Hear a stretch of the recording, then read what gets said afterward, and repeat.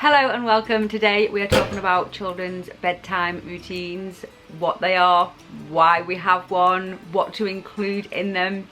Let's get straight into it. My name is Sarah and I am a single foster carer to 3 children. I also have my own son. I have cared for many foster children over the years and developed some really good bedtime routines with lots of different children. These principles I'm going to talk about, to be honest, go kind of across the board with any child. There will be a few specifics in there to talk more about specifically for foster children, but a good bedtime routine is a good bedtime routine whether they are a foster child or whether they're a birth child. So why create a bedtime routine at all? I think that most importantly it creates this consistent, repetitive set of activities that children know this happens every single night. We're winding down for bed now, we're relaxing, we're starting to get ready for bed. The routine of it really helps to provide them, and specifically I would say for foster children this is really helpful. It provides a sense of security. If they've got the same thing happening for them every single night, that really does build into their sense of security of what's going on around them. It also helps with that bonding between either parent or foster parent and child, because it creates those moments where you can have some one-on-one time and just little chats together. It's so vitally important. I honestly think it's one of the most important things I do when new children arrive to me. One of the earliest things that I put in place is this bedtime routine, and obviously I have to be flexible with it. The absolutes don't happen and don't work with every single child that comes to me, but to be honest it's got the same basic 3 or 4 principles, and they're just slightly adapted for different children. I do have a couple of products and things that I'm going to show you later on. There are things that I've just tried and tested, and generally they just kind of always work. The kids always like them and they just really help to aid the bedtime routine, but I'm not a big one on having things, and in fact I'm quite against it as a general rule. The first thing I want to say about bedtime routines is it is just that it's a routine, it's a flow of things. I generally don't have this massively strict time on when children have to be in bed by, but I do have a roundabout idea of when things need to be started. A bedtime routine for me should only last around half an hour or so. Sometimes, specifically for me at the moment, when there's more children in the mix, it can take that a little bit longer because you're individually potentially seeing to different children, doing different things with them. But around half an hour is a good time for a bedtime routine. Any longer, and to be honest, it turns into this massive, big, long, dragged out thing that no one can really be bothered with, and it just ends in chaos in my experience. So for me at the moment, my sort of start of bedtime routine, in my head, it's about 6:30. Does that mean that every night at 6:30 it's like, right, come on, let's start? No, it doesn't. Some nights things happen, maybe we've got some family time happening, maybe we're in late, just maybe it's been a sunny day, we're in the garden and we're just a bit later than usual. That's okay. It's sometimes if we don't start it till 10 to 7, that's okay. The aim is around about 6:30-ish, and I think it's important not to be too strict and too rigid on the time. The time isn't necessarily important, it's more the ticking along of the different things that you do within the bedtime routine. As I'm going through this, I'm going to talk about specifically what I'm doing now with the 3 children I care for, and more general with other children as well.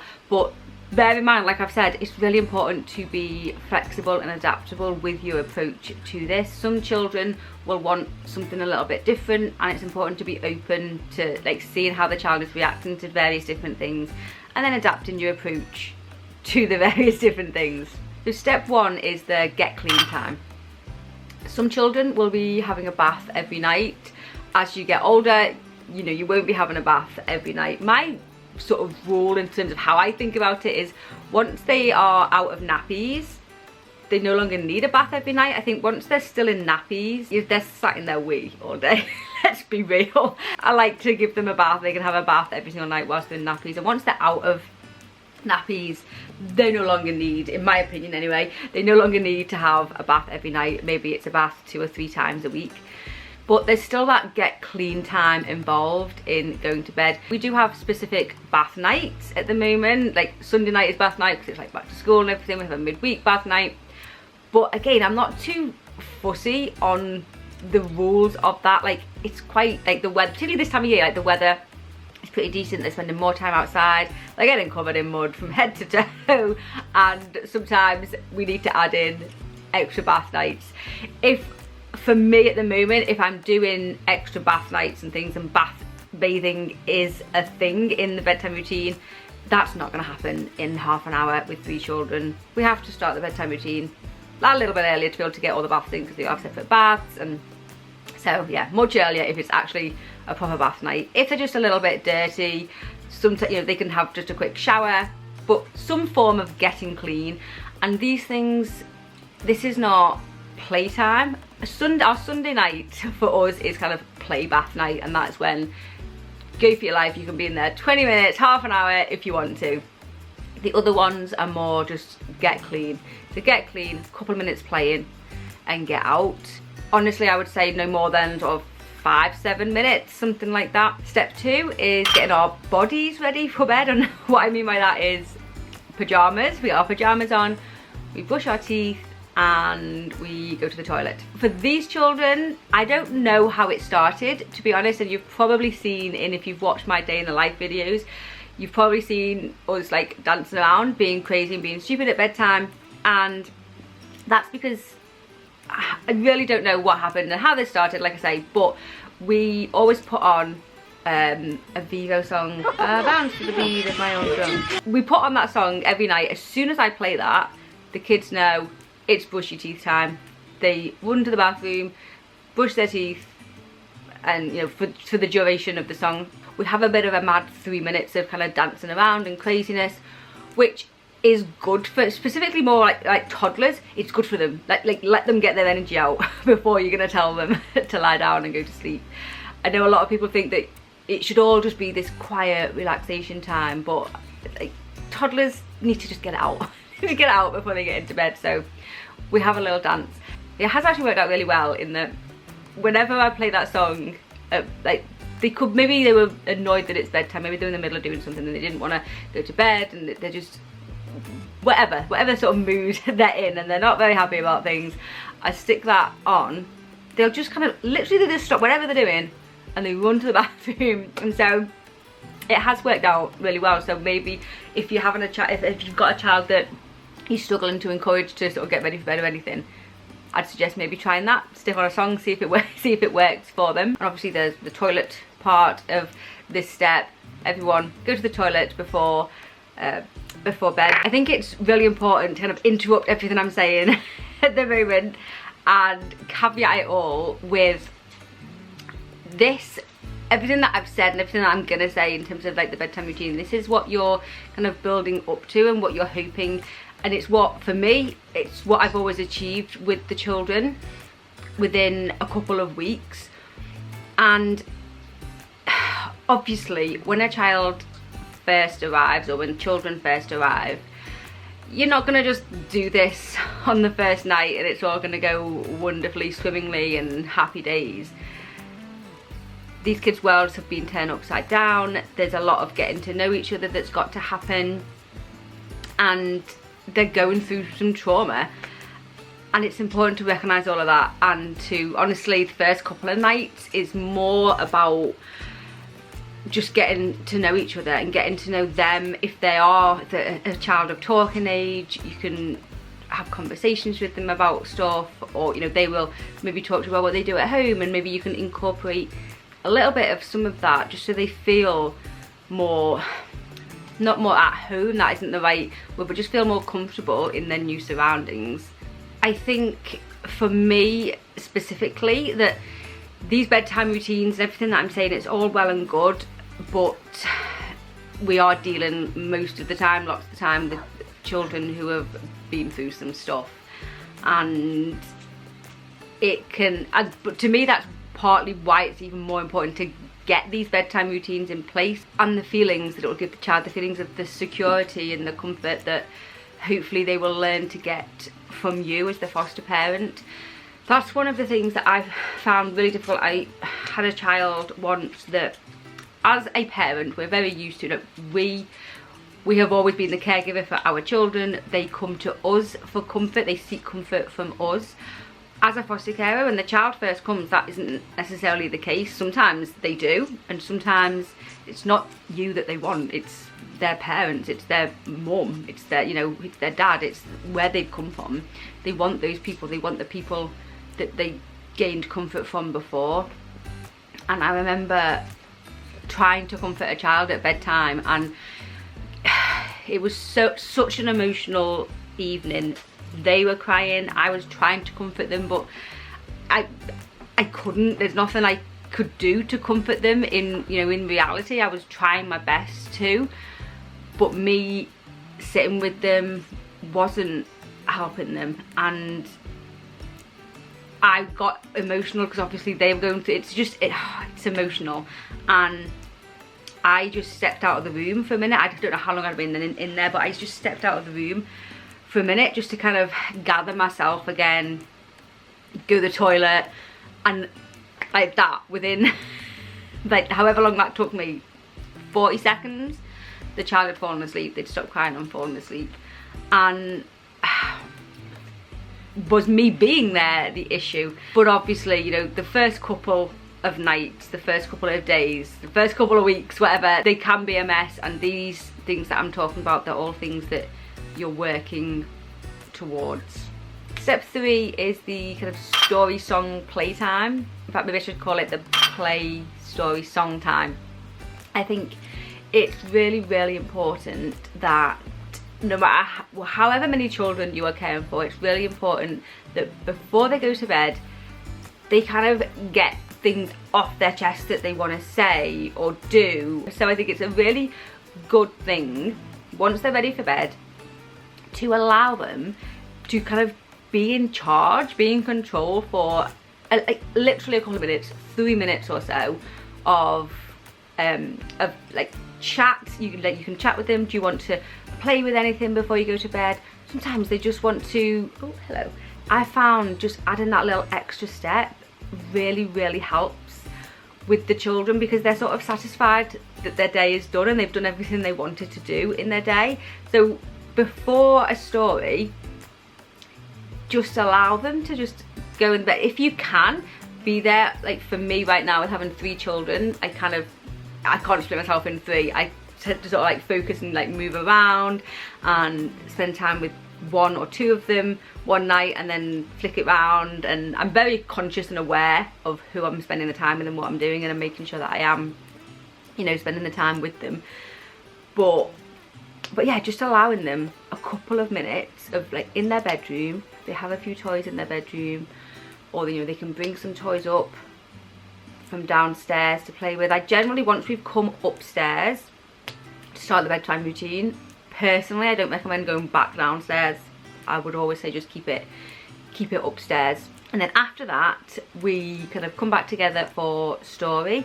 And how we do it at the moment, there's 3 children, and so we take it in turns. I'm included in it, so it's my turn, then 1, 2, 3, my turn, 1, 2, 3. We just go around, so there's no arguing. The children know whose turn it is every night to choose a story. They read a story. I would say stick between 1 or 2 stories. Don't go any longer than that. Personally, we only do 1, because we talk about what's going on. It takes us a long time to read a story, to be quite honest, and so there's only really the time for 1. Once you push it more than that, more than 1 or 2 stories, it just drags out the bedtime routine. So we do 1 story, we chat about it, and then it is done, into bed. We don't do song time with these children. I have in the past. You may have seen, if you've been watching me for a while, I had 2 toddlers with me, 2 sort of 1-year-olds, and we would always sing Twinkle Twinkle at bedtime, and then we would sit and they would do the actions. You know, like that's sort of part of the adapting to different children. You will know like that those children particularly loved Twinkle Twinkle, and so we incorporated that into the bedtime routine. And once all that is done, it is into bed.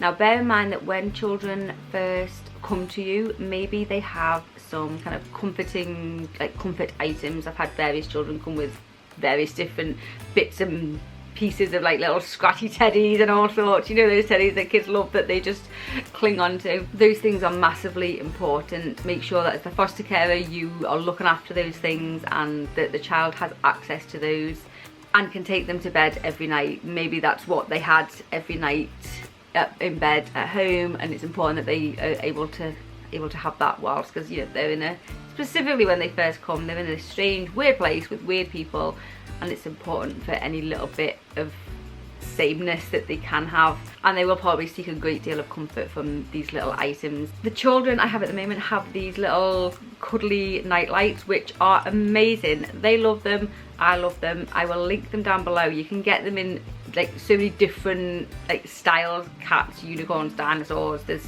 so many different ones that you can get. They've been a really good buy. You just charge them up every morning and then they kind of just cuddle them when they go to sleep. I much prefer that. I would never personally recommend those, you know, the lights that like shine stars up on the ceiling and things. Personally, I just don't like them. I think, why are we trying to stimulate children? Like, imagine lying up and looking at, yeah, it's pretty, or like stars on your ceiling and everything. Yeah, it's pretty, yeah, it's nice, but surely their little brains and their minds are being stimulated by that, and that's not what we want. So personally, I don't ever recommend anything like that. I don't particularly think they're conducive to, you know, relaxing and good night's sleep. So with these little night lights, I think do work well. I do have a range of different clocks that the children have in their bedroom. This one, I don't think you can buy it anymore. I've looked to buy it new and I can't find it anywhere. You can buy them secondhand. I will have another look and I will link what I can find down below. But this is a really good one for kind of younger children. They press a button, the sun goes to a star, and then the stars around the outside count down like how many hours left until like the wake up. You set the wake up time, so I set it for 7 o'clock. Then at 7 o'clock the sun comes on, they know it's morning. Those children that can't yet tell the time, it's a really good little clock for, they enjoy putting it on. That becomes part of their bedtime routine, to press the button and like say bye to the sun and the stars and the moon come out. I have that one, and I also have another one for slightly older children that's got like a little alarm on. During this pyjamas, teeth and toileting time, I really encourage their own self-care skills from being really, really young. Obviously, you know, a 12-month-old can't put their pyjamas on all by themselves, but you just start the process of encouraging them to, you know, put their legs in on their own and pull the things up by themselves. And you know, help brushing their own teeth. I always allow a child to brush their own teeth first, and then I will go over it. I think it's so important. It's so important for their sort of their self-esteem and their self-confidence and just their self-care skills. It's important to allow them to try to do these things. They always know I'm on hand to help them if needs be with anything, but I always encourage them to, you know, to do it for themselves. The purpose of all of this is to encourage a good night's sleep, that they can fall asleep by themselves, that you can kiss them good night and you'll see them in the morning and then walk out the room and they can happily fall asleep within, you know, 5-10 minutes. And I've managed to get to that point with all of the children that I've looked after, that they are falling asleep within 5 or 10 minutes of the bedtime routine and them getting into bed. For me at the moment, I've got a slightly older child, so while we do the whole bedtime routine all together, they kind of all get into bed at the same time, I do go and then spend some time with the older child in their own bedroom, just chatting, unpacking the day a little bit. It's sort of the playtime that the younger children maybe had. It's sort of that. I want the older child to kind of unpack all their thoughts on the day. Any issues that are concerning them, you know, we can sort of try to find a resolution so they're not worried about that when they go to bed. And the older child, and to be honest, the younger child can as well, if they really wanted to, have a book in bed to read. Definitely no screens. Screens just do not have a place in a child's bedtime routine at all. Completely adamant on that, and you will never find a screen in my bedtime routine, that rhymes, whatsoever. We know for ourselves we shouldn't be watching screens before bed. Our children certainly shouldn't be. Like, I have really strong views about that. Absolutely no screens whilst you're getting kids ready for bed. No screens for you as well as the adult. So I've said I play that song for when we're brushing our teeth. I play it on YouTube on my phone because that's just the easiest way to do it. We don't look at the screen, it goes on and I put my phone on a top shelf upside down. The kids always try to look at it, they've given up now because they know that I just put it up high, they can't see the screen. It's about the music, not about the screen. Like it could be on the radio for all, you know, it doesn't matter. So for me, my screen does not enter the equation when I am putting the kids to bed. The only time my phone comes out is for that song, and then it doesn't come out again, and it doesn't come out before. The children deserve your undivided attention whilst you're going through this bedtime routine with them. You should absolutely not be half there reading the story, half on your phone, or like bathing them, half on your phone. Sit with the children. Put your phone down whilst you're doing bedtime routine. With these different steps and elements that are incorporated into the bedtime routine, some children find it really useful to have the visual cues for the different steps that they need to take every bedtime, and I will link them down below. I have got like a couple of bedtime routine charts that I have used with different children of different ages and understanding, and they can be really useful. You can print them off as many times as you like, have it up like in the child's bedroom or whatever, and either tick it off with a pen or stickers, stars, however you want to do it. And yeah, I found that some children do really enjoy that, at least initially when you're beginning the bedtime routine. I found that once the bedtime routine is quite established, that just sort of naturally, the charts and things like that just do kind of just fade out naturally on their own. But to get it up and running, I definitely think that some children, it can be really useful to have that visual thing up for them on the wall. There we go, that is the bedtime routine that we have in this house. Like I say, it's very adaptable, but the principles remain the same that we have. Step 1, get clean. That could be a full-on bath, it could be a quick wash of the face, it depends on how dirty and the age of the child. Just depends, but get clean is step 1. Step 2, get body ready, pajamas, teeth and toilet. Step 3, play story and song. And step 4, into bed, lights out, kisses, good nights, see you in the morning. The important thing to do is to be adaptable. Stick with those general steps, but be adaptable and responsive to the child and how the child is responding to particular elements of the bedtime routine. If you have any questions about bedtime routines or fostering in general, you can always DM me over on Insta. It is the Fostering Diaries, or you can comment down below. Thank you so much for watching today. I hope that it has helped in some way, and I will see you soon. Bye bye.